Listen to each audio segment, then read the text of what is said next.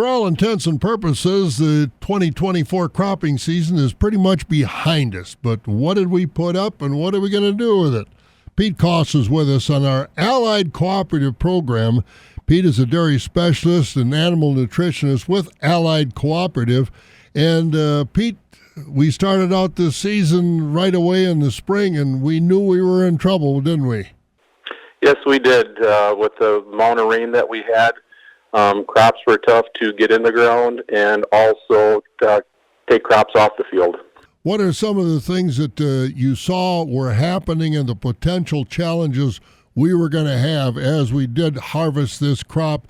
Let's start with haylage, first of all. What did you see there? Well, with haylage, with the rain and then the heat that we had really hurt the alfalfa quality this year.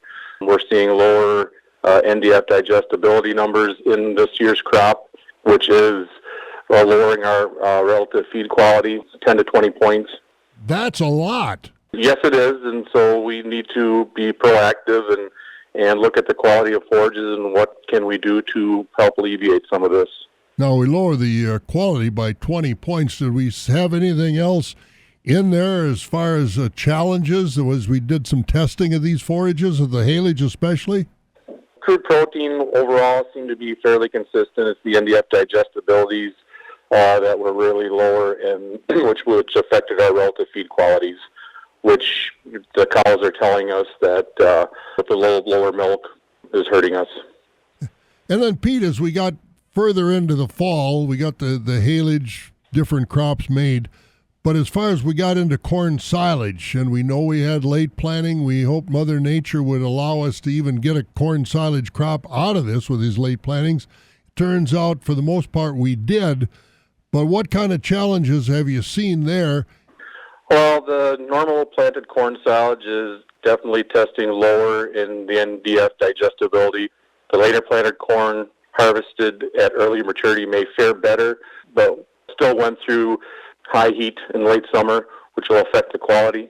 What kind of an effect will that have? The warm temperatures and dry weather we had made the corn mature faster. Some may have gotten caught off guard in putting the corn silage up a little bit on the drier side. And with that late summer heat, there could be a chance of higher toxin loads on those crops. The 2024 corn crop looked pretty clean through August. But, as we got into August, we were seeing some tar spot moving in during September.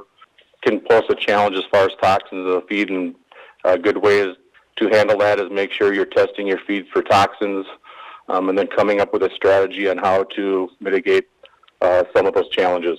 Well, let's talk about that. What are some of the things you found already from dealing with some of the folks that you deal with in the Allied Cooperative family as far as challenges, the ration adjustments your recommendations are calling for, and maybe some alternative ingredients? What are you finding? What are you recommending? What's going on? This challenges with this year's haylage crop with the lower NDF digestibility, looking at replacing some of the poor quality haylage with corn silage or dairy quality hay, or feeding a more digestible byproduct like soy hulls or corn gluten feed to help with a low NDF digestibility. Also, with the lower digestibility NDF, we sometimes will push energy as far as starch because we're trying to make up energy, but we have to be real careful on our starch levels in those diets. So looking at maybe a sugar source, whey permeate or liquid feed to provide some rumen available carbohydrates would help. Also increasing fat in the ration to meet the energy requirements without excessive starch and to make space in the ration. As far as the corn silage this year, make sure we're testing for mycotoxins in the feed and watching components and reproduction, see if any of those are affected, and then coming up with a plan to use some type of binder to mitigate those problems.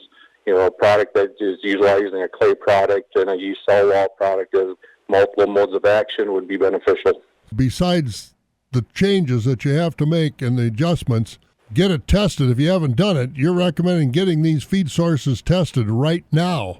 Yes, first and foremost, all your feed stuff should be tested for mold and mycotoxin, and also make sure you're getting a good quality test as far as the NDF digestibility and making adjustments according to those samples. Because if you don't, the animals will tell you about the problems you have. Pete Koss, dairy specialist, animal nutritionist with Allied Cooperative on our Allied Cooperative program. I'm Bob Bosold.